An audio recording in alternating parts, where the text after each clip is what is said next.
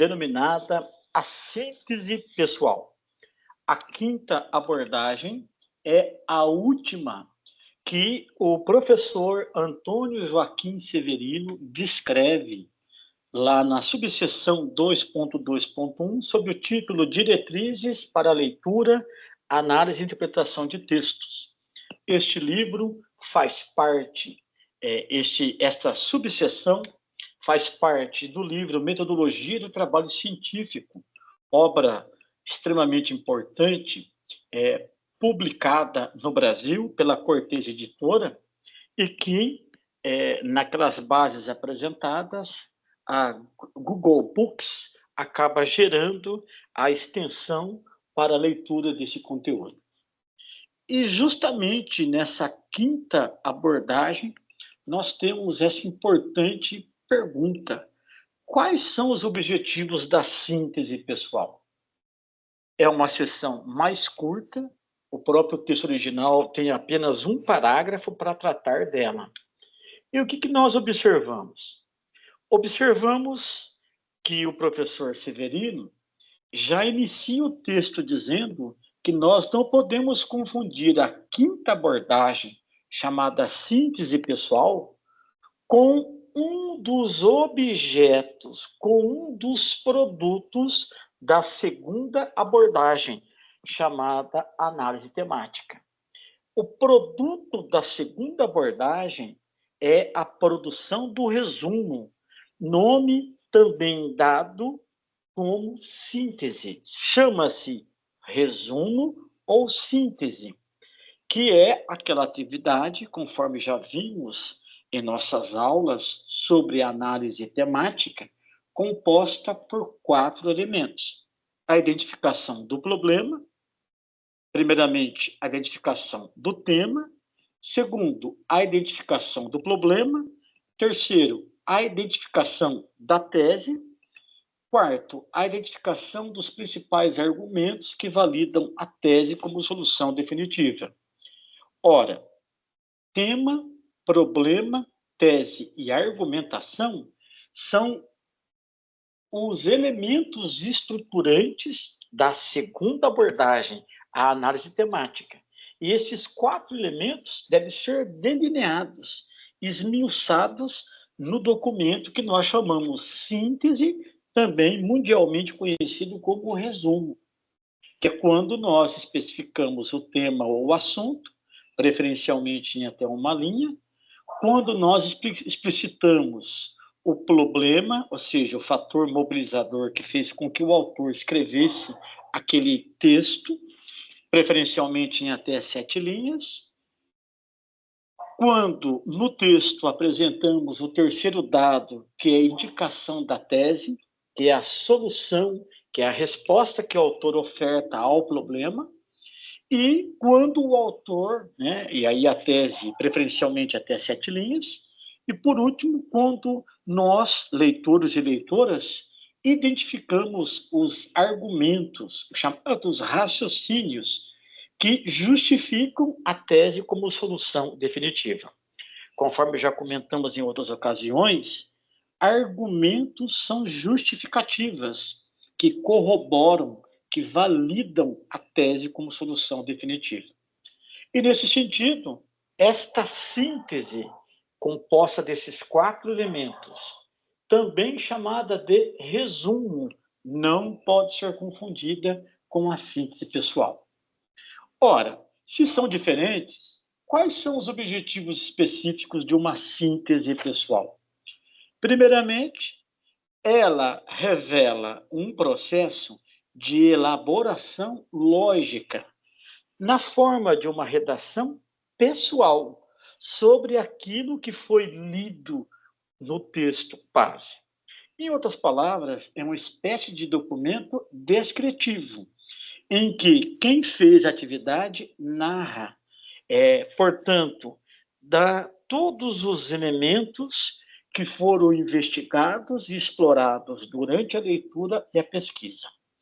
Se nós recorrêssemos ao Instituto Brasileiro de Geografia e Estatística, a fim de classificarmos como seria esse tipo de atividade acadêmica, O melhor nome seria justamente relatório, porque o relatório, em sua grande maioria, não especifica limite de páginas e acaba sendo um descritivo de tudo aquilo que a pessoa produziu, levando em conta todas as partes empreendidas durante o processo investigativo. O segundo objetivo importante que o professor Severino acentua é que, na medida em que fazemos uma síntese pessoal, permite ao leitor, à leitora que faz essa atividade, um progresso na compreensão do desenvolvimento das ideias deste autor, desta autora pesquisados, em face daquilo que outros autores e autoras elaboraram quando escreveram sobre a mesma temática. Ora, conforme nós vimos, eu tenho agora o meu autor do texto base que eu li, contraposto a outros autores e autoras que escreveram sobre o mesmo tema. E na medida em que eu vejo como essas ideias estão estruturadas em um texto, na medida em que eu as comparo, eu consigo, portanto, me espelhar, tomar aquilo como um modelo no processo de compreensão, como uma ideia nasce, como que ela é gerada, como ela é influenciada e como ela pode ser ampliada, expandida. E como eu tenho diversos autores e autoras que tratam sobre o mesmo tema, eu então tenho modelos que podem ser utilizados como parâmetro para gerar esse processo de compreensão e de análise das ideias e do progresso dessas ideias em relação a certos temas. Um terceiro objetivo que o professor Severino faz questão de destacar é que a síntese pessoal é um valioso exercício de raciocínio que permite, para quem faz isto, um amadurecimento intelectual, já que nós, leitores e leitoras, pela realização da análise textual, pela realização da análise temática, pela realização da análise interpretativa, pela realização em equipe da problematização, nós tivemos acesso a variadas formas de pensamento, de argumentos, de estruturações epistêmicas que tratam sobre o mesmo tema. E isso faz com que, ao entender esse processo de criação e de desenvolvimento, e de crítica, e de contraposições, fazem com que esses processos fazem com que nós tenhamos um amadurecimento intelectual. Um quarto objetivo, muito salientado pelo professor Severino, é que a síntese pessoal ela acaba sendo um processo de revisão, um processo de recapitulação, uma retrospectiva de tudo o que a pessoa fez, desde o início da atividade, agora até a quarta atividade. Nesse sentido, o que constaria nesse documento? Então, primeiramente, a data em que eu fiz a leitura superficial do texto base, as leituras realizadas mais aprofundadas, os termos que foram explorados, destacados, grafados, quais as fontes que eu utilizei para dar o esclarecimento para todos os detalhes constantes no texto. Nesse sentido, eu vou documentar como que eu fiz a primeira abordagem, análise textual. Como que eu fiz a pesquisa biográfica? Aquelas duas variáveis, dados sobre a formação acadêmica, os dados sobre a experiência profissional, as informações específicas, como as funções escritora, a função orientadora, a função consultora, a função docente. Como que eu documentei todo esse processo que fazem parte da transferência da formação acadêmica, da escolarização, transformado em processo, produto e serviços, quando o autor desenvolve a sua experiência profissional. Quais as palavras que eu desconhecia e que eu recorria a dicionários de língua portuguesa a fim de ampliar a compreensão de seus significados. Quais conceitos, doutrinas, títulos de obras, nomes de pensadores e pensadoras, datas históricas que eu visualizei no texto e busquei fontes apropriadas, como dicionários especializados de área, além de enciclopédias eletrônicas. Como que eu montei a minha esquematização? Ela foi de qual tipo? Levando em conta que a esquematização, ela trata da ordem lógica sequencial das ideias produzidas na introdução pelo autor, no desenvolvimento efetuado pelo autor e na conclusão proposta pelo autor.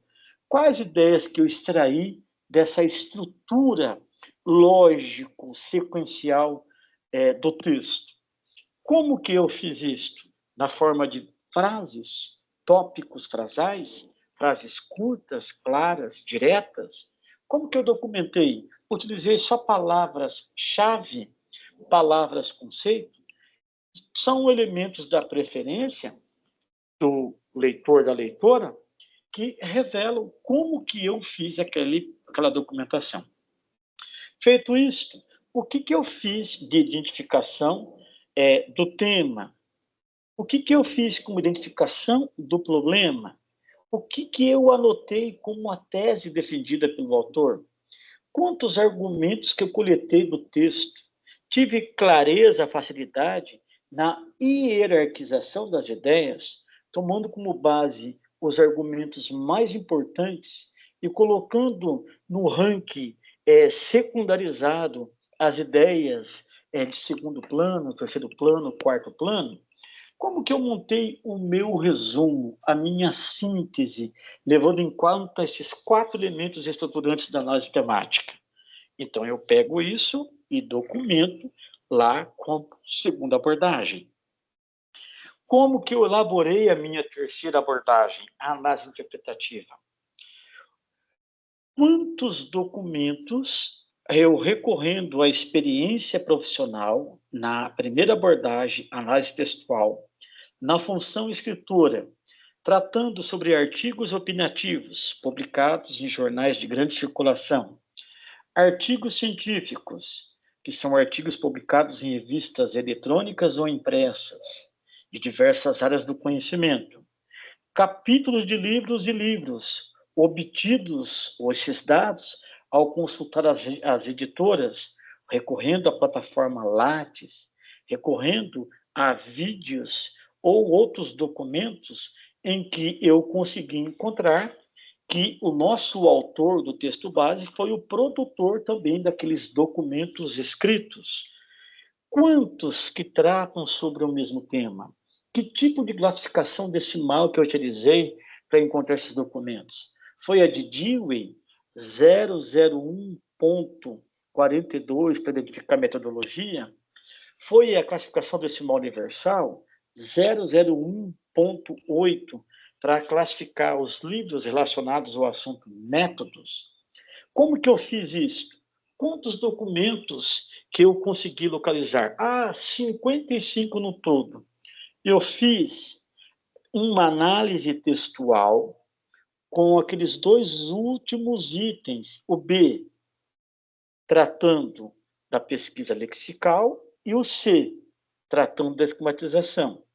Já que o item A, pesquisa biográfica, não precisaria ser feito, já que são documentos produzidos pelo mesmo autor do meu texto base. E eu já tenho essas referenciações sobre a sua formação acadêmica e sobre a sua experiência profissional. Com base naquelas 3 perguntas dadas, acerca se o autor repete os mesmos tipos de argumentos, se o autor utiliza os mesmos vocábulos, conceitos, doutrinas, recorre aos mesmos tipos de dados conceituais para validar tecnicamente a sua argumentação, ou se o autor tem elementos inovadores, emprega ferramentas, faz uso de inclusão, de inserção de ilustrações, dados tabulares. Como que eu cheguei à conclusão dessas informações, explorando esse montante da produção bibliográfica documental desse autor, nesse primeiro momento da análise interpretativa, no orçamento lógico estático?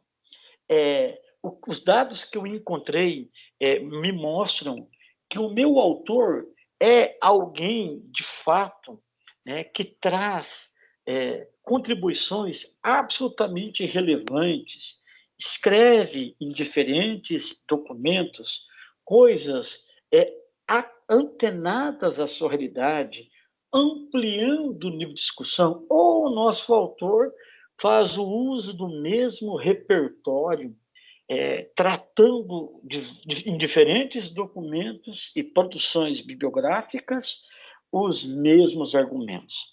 Ora, todos esses pontos devem ser destacados justamente nessa terceira abordagem, particularmente nesse primeiro relacionamento lógico estático, em que eu avalio o meu autor com base no conjunto das obras publicadas por esse mesmo autor. E no segundo momento, quando eu peguei o meu autor e o contrapus a outros autores e autoras que escreveram sobre o mesmo tema, eu partindo daqueles princípios já estabelecidos. Nós utilizamos a classificação decimal de Dewey e a universal, a fim de especificar a mesma temática abordada por diferentes autores e autoras. Segundo, para limitar a nossa pesquisa, estabelecemos um critério. Podemos adotar outros critérios, mas adotamos a nacionalidade, a fim de pegarmos apenas as obras publicadas no território nacional, para evitar uma pesquisa ser iniciada e não ser conclusa, em decorrência do fato de que, em cada momento, há a possibilidade de alguém escrever algum texto sobre aquele conteúdo. Então, a nacionalidade foi adotada como um dos critérios. Terceiro elemento, a data de publicação do texto base, levando em conta a quantidade de obras já publicadas sobre aquele mesmo tema. Levou em conta qual critério histórico-temporal? É uma obra muito publicada, eu retroagi 10 anos. A obra que eu estou utilizando foi publicada em 2013. Eu retroagi de 2013 a 2004. A obra que eu estou lendo é muito publicada. Eu retroagi apenas 3 anos. Eu retroagi 2013, 2012, 2011, com base nesses critérios histórico-temporais, tomando como parâmetro copyright, a data de publicação da obra que eu estou lendo. Quantas obras que discursam sobre o mesmo tema foram pesquisadas? Explorando 450 editoras publicadoras no livro, que tratam sobre diversos elementos editoriais, eu consegui encontrar apenas 8 obras. Por exemplo, marquei lá os títulos delas, os seus respectivos autores individuais ou coletivos, o nome da editora, marquei o ano de publicação. Eu marquei essas informações, fiz posteriormente uma análise textual e uma análise temática para cada um desses documentos encontrados nessa minha pesquisa, no orçamento lógico dinâmico. Em seguida, contrapus o meu autor contra cada um desses autores, cada uma dessas autoras, levando em conta aqueles critérios que envolvem a análise da coerência interna de ordem lógico e argumentativa, os elementos que envolvem o ineditismo das ideias, o grau de originalidade, o grau de contribuição, o nível no cuidado no trato, de forma profunda ou superficial da temática. Fiz tudo isso, todos esses dados devem ser anotados nessa terceira abordagem. E as críticas, esses diálogos também eu devo reproduzir nesse documento que estou produzindo, sob o título Síntese Pessoal. Agora, o que eu vou acrescentar? Eu vou acrescentar os dados referentes à quarta abordagem. No tocante à problematização, no tocante à apresentação do seminário temático, primeira pergunta: quais os critérios que definiram as pessoas que fariam parte da minha equipe? Como se deu esse processo de escolha dessas pessoas? Então, eu vou lá e documento isso. Quantas reuniões a nossa equipe que revisou essas 3 abordagens teve? Onde ocorreu cada uma dessas reuniões? A data, o tempo de duração, qual foi a pauta, qual foi o objeto de discussão de cada uma dessas reuniões? Eu também documento. E aí, o ponto central dessa quinta abordagem. Quais os aspectos convergentes e divergentes durante a revisão das 3 abordagens que nós tivemos lá internamente na discussão com as pessoas que compunham a minha equipe? O que foi ampliado? Quais elementos que estavam pendentes e que precisaram, careceram de uma exploração, de uma ampliação investigativa? Todos esses elementos eu também anoto.